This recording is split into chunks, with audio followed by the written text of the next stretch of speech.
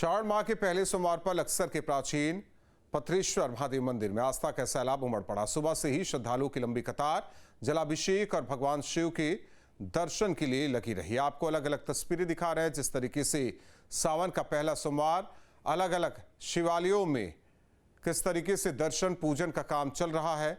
3 तस्वीरें आपको दिखाते हैं। ये 3 तस्वीरें देखिए। तो भक्तों का सैलाब उमड़ पड़ा। लक्सर की तस्वीर आप देख सकते हैं।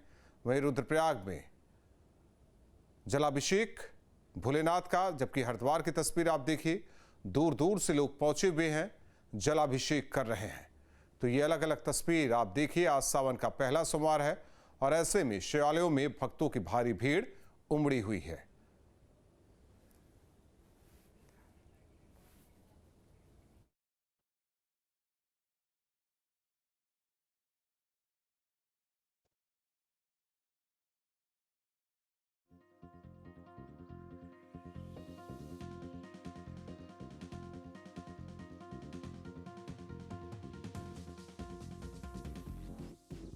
लगातार सामने आ रही है और आपको तस्वीर भी दिखा रहे हैं जिस तरीके से पहाड़ों में हर शिवालयों में श्रद्धालुओं का तांता लगा है। ये तस्वीर आपको लक्सर की दिखा रहे हैं जहां शिव भक्त उमड़ पड़े। वहीं केदारनाथ की तस्वीर भी आप देख सकते हैं। महावीर नेगी हमारे साथ हरिद्वार से जुड़े हुए हैं सहयोगी। महावीर, सावन का पहला सोमवार, दूसरी ओर कावड़िए जो कि हरिद्वार में, ऐसे में क्या कुछ तस्वीर नजर आ रही है शिवालयों की? बिल्कुल, जाहिर सी बात है कि भगवान भोलेनाथ का इस समय माना यह जाता है कि जो सृष्टि का संचालन है वो भगवान भोलेनाथ के हाथों में होता है। और सावन का जो महीना होता है भगवान भोलेनाथ को अति प्रिय होता है। और सावन के महीने में अगर सोमवार हो तो फिर बात ही क्या है, क्योंकि यही एक सबसे बड़ी वजह है कि हरिद्वार ही नहीं बल्कि पूरे देश भर के जितने भी शिवालय हैं वहां पर शिव भक्तों का तांता सुबह से ही लगा हुआ है। और हर कोई भगवान भोलेनाथ को प्रसन्न करने के लिए अब लंबी लंबी लाइनों में अपनी बारी का इंतजार कर रहा है।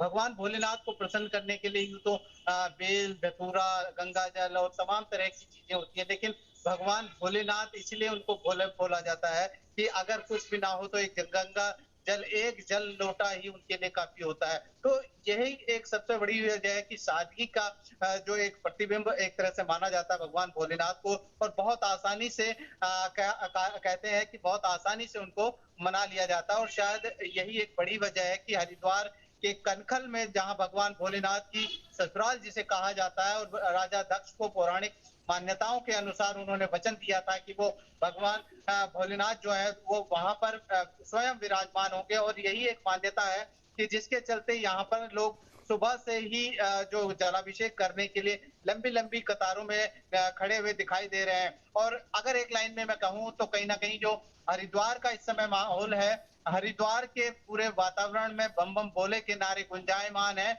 और हर जगह भगवा लहरा रहा है। भगवा वस्त्रों में जहाँ शिव भक्त हाईवे से लेकर हर की पौड़ी तक हर जगह नजर आ रहे हैं। तो हर कहीं ये नारे इस समय गूंज रहे हैं कि बम बम बोले के। जी।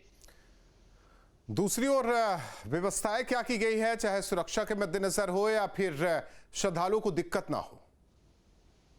बिल्कुल, देखिए जहाँ एक बड़ा मेला जब आयोजित होता है तो उसकी तैयारियां और उसके सबसे बड़ी चीज है जो सुरक्षा व्यवस्था, वो एक अहम चुनौती स्थानीय प्रशासन के लिए होती है। और कांवड़ मेले के लिए लगातार न केवल स्थानीय स्तर पर प्रशासन लगा हुआ है बल्कि स्वयं मुख्यमंत्री पुष्कर सिंह धामी भी इसकी तैयारियों की बैठक ले चुके हैं। आला अधिकारी लगातार हरिद्वार में कांवड़ मेले की जो व्यवस्थाएं हैं उनका जायजा ले रहे हैं। अभी कुछ देर पहले जो एसटीएफ के आईजी नीलेश भरणे हैं उन्होंने अपने अधिकारियों के साथ यहाँ पर कावड़ पटरी का निरीक्षण किया।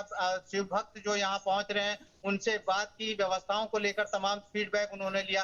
तो कहा जा सकता है कि तमाम वो व्यवस्थाएं यहाँ पर की जा रही हैं, वो व्यवस्थाएं यहाँ पर की जा रही हैं जिससे कि यहाँ आने वाले जो शिव भक्त हैं उनको किसी तरह की परेशानी का सामना न करना पड़े। दूसरी ओर यातायात एक सबसे बड़ी चुनौती जी। स्थानीय प्रशासन के लिए रहा है। और यातायात को लेकर इस बार एक नया प्लान लागू किया गया है। हालांकि अभी पंचक चल रहे हैं और पंचक में ये मान्यता है कि जो शिव भक्त हैं उनकी कहीं ना कहीं जो आमद होती है वो कम रहती है। और पंचक के बाद से एकदम से यहाँ पर सैलाब, हम कह सकते हैं कि आस्था का सैलाब यहाँ पर उमड़ेगा। और उसके बाद जो व्यवस्थाएं हैं, असली चुनौती जो स्थानीय प्रशासन की है वो तब देखने को मिलेगी। और इसी व्यवस्थाओं को लेकर यहाँ पर दूसरा जो प्लान बी है प्रशासन का, वो प्लान बी यहाँ पर लागू किया जाएगा, जिसमें यातायात भी है, सुरक्षा व्यवस्था भी है, तमाम तरह की वो चीजें हैं, क्योंकि वहां पर असली परीक्षा स्थानीय प्रशासन की जो तैयारियां हैं उनकी होने वाली हैं। जी बने रहिए महावीर आप हमारे साथ। और देहरादून से आयुष हमारे साथ जुड़े हुए हैं। सहयोगी आयुष, देहरादून में शिवालयों में किस तरीके से भक्तों की भीड़ उमड़ रही है, क्योंकि आज सावन का पहला सोमवार। देखिए, सावन की जो है शुरुआत हो चुकी है, पहला सोमवार है। हम खुद जो थे धरातल पर मौजूद थे और लगातार हम जो मंदिर परिसर में देख रहे हैं, भक्तजनों की जो है बहुत ही लंबी कतार लगी हुई है और मंदिर परिसर के अंदर हर हर महादेव के नारों के साथ जो है पूरी गूंज के साथ वहां पर सुनाई दे रही थी। और हम आपको बता दें, जितने भी भक्तजन थे सुबह 4 बजे से लगातार जो थे कतारों में लगे हुए थे और सबका यही कहना है कि वहां का अगर माहौल की बात करूं तो पूरा भोलेमय भक्तिमय हो चुका था। लंबी लंबी कतारें थी, लोग अपने अपनी बारी का इंतजार कर रहे थे। हाथ में लोटा था, दूध का जल था और बेल पात्र थे, बेर थे।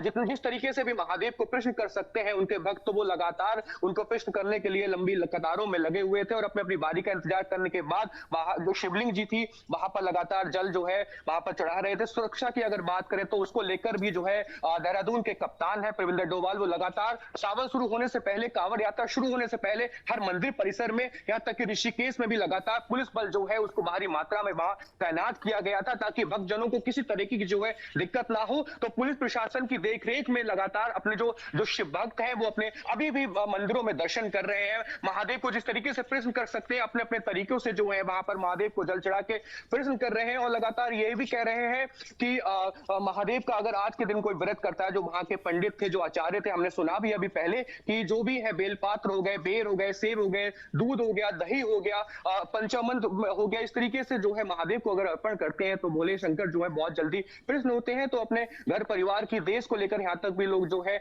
अच्छी कामनाएं, जो कामनाओं के साथ मंदिर में लंबी कतारों में लगे हुए हैं। जी। और यहाँ देहरादून की बात करें तो सबसे प्राचीन मंदिर टपकेश्वर मंदिर, जहां हमें लग रहा है कि आज सबसे ज्यादा भीड़ होगी।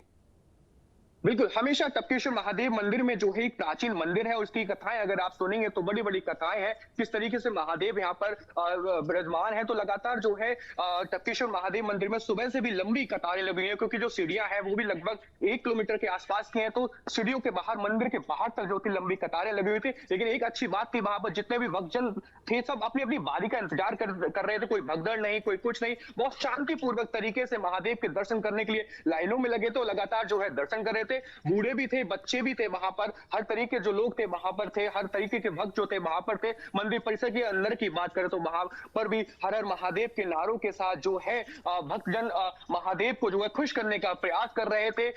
हाथ में लोटा और दूध जल का लेकर उन पर अर्पित भी कर रहे थे और अच्छे मन से, सच्चे मन से जो है वहां पर दर्शन कर रहे थे।